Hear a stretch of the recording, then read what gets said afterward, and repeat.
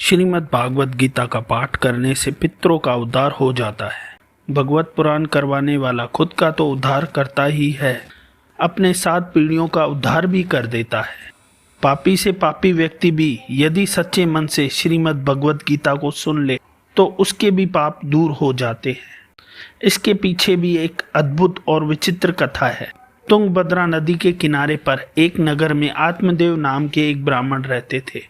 ब्राह्मण बहुत ही सुशील और सरल स्वभाव के थे, लेकिन उनकी पत्नी सुशीला बड़ी दुष्ट प्रवृत्ति की थी। वह बहुत ही जिद्दी, अहंकारी और लोभी थी।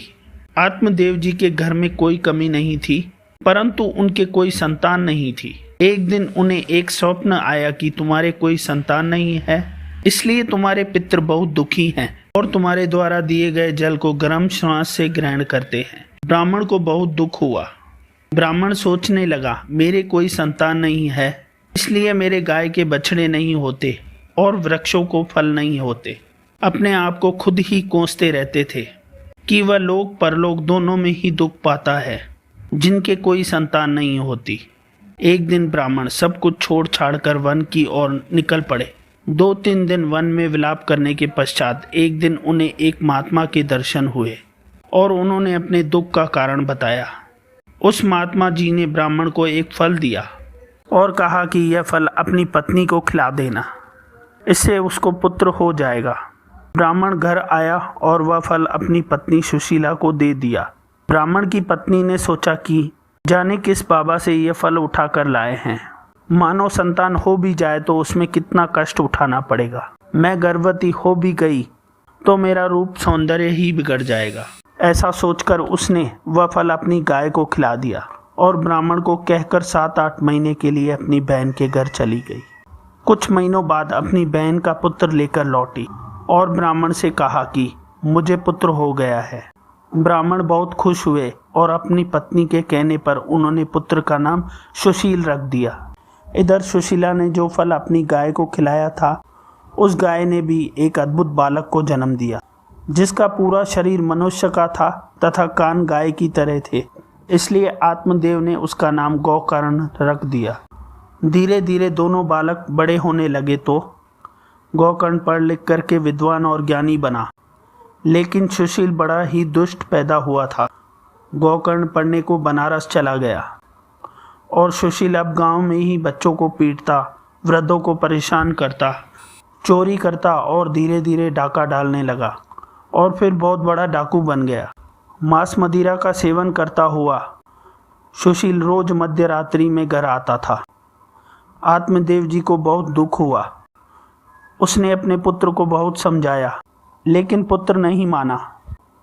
बड़े दुखी मन से आत्मदेव जी सीधे वन को चल पड़े और भगवान का भजन करते हुए आत्मदेव जी ने अपने शरीर का परित्याग कर दिया।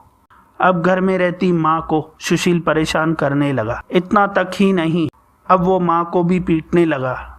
एक दिन सुशीला ने भी डर कर अर्धरात्रि को कुएं में कूदकर आत्मदाह कर ली। अब तो सुशील घर में 5-5 वेश्याओं के साथ रहने लगा। एक दिन धन की लोभ में उन वेश्याओं ने सुशील को मदिरा पिलाकर जलती हुई लकड़ी से जलाकर मार डाला और उसी जगह दफनाकर उसका धन लेकर भाग गई। सुशील उम्र भर पाप करता रहा। अब मरने के बाद भयंकर प्रेत योनि में चला गया। एक दिन गोकर्ण तीर्थ यात्रा से लौटा तो उसे पता चला सुशील प्रेत योनियों में भटक रहा है। तब गोकर्ण ने अपने भाई के निमित्त श्रीमद् भगवत कथा करवाई। 7 दिनों तक कथा सुनने के पश्चात सुशील प्रेत योनियों से मुक्त होकर दिव्य स्वरूप धारण कर भगवान श्री विष्णु जी के लोक में पहुंच गया। इसलिए पितरों के निमित्त श्रीमद् भगवत कथा करवाने से पितरों को मुक्ति मिल जाती है। श्रीमद् भगवत कथा सुनने का फल श्री गोविंद जी की विशेष कृपा से हम मानव योनि में आए हैं। भगवान का भजन करने के लिए हमें यह जीवन मिला है और श्रीमद् भगवत कथा करने या सुनने से हम मानव जीवन में जन्म लेना सार्थक कर सकते हैं। श्रीमद् भगवत कथा सुनने के अनंत फल है। श्रीमद् भगवत कथा सुनने से मनुष्य को आत्मज्ञान होता है। भगवान की दिव्य लीलाओं को सुनकर मनुष्य अपने ऊपर परमात्मा की विशेष अनुकंपा को अनुभव करता है। श्रीमद् भगवत गीता से मनुष्य अपने सुंदर भाग्य का निर्माण शुरू कर देता है। वह इस लोक में सभी भोगों को भोगकर परलोक में भी श्रेष्ठता को प्राप्त करता है। श्रीमद् भगवत गीता मनुष्य को जीना सिखाती है तथा मनुष्य को भय से दूर करती है एवं पितृदोष को शांत करती है। जिस व्यक्ति ने अपने जीवन में सत्कर्म नहीं किया हो, सदैव दुराचार में लिप्त रहा हो, क्रोध रूपी अग्नि में सदैव जलता रहा हो, जो व्याभिचारी हो गया हो, परस्त्रीगामी हो गया हो, यदि वह व्यक्ति भी श्रीमद् भगवत गीता कराए तो वह भी अपने पापों से मुक्त हो जाता है। सत्य से विहीन हो गए हो, माता पिता से भी द्वेष करने लगे हो, अपने धर्म का पालन न करते हो, वे भी श्रीमद् भगवत कथा सुने तो वह भी पवित्र हो जाते हैं। मन वाणी बुद्धि से किया गया कोई भी पाप कर्म, चोरी करना, छल करना, दूसरे के धन से अपनी आजीविका चलाना, ब्रह्म हत्या करने वाला भी अगर सच्चे मन से श्रीमद् भगवत कथा को सुन ले तो उसका जीवन भी पवित्र हो जाएगा।